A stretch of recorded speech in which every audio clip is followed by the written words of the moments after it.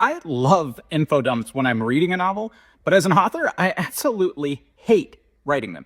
It's crazy. So when you're reading a book, you get all this excitement when you get a good, well-written info dump where you're getting new information about the story, new information about the setting. You're starting to get a better picture of what's actually going on. It lets your mind race through the story and figure out what could be happening, where could things be going next, how is this information relevant.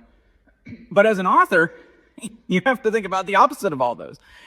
How do you introduce information that's important but doesn't give away everything? How do you make the information come across as interesting and not just like an encyclopedia entry? How do you make the characters have some relationship with this information that's coming in? And it's actually really, really challenging.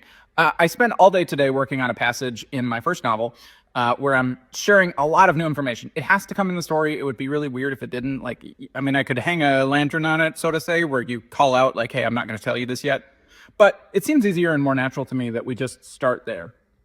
But at the same time, it's a lot. And it's like at a moment in the story where there's a lot of tension, a lot of action. And I'm like, hey, I got to introduce all this information.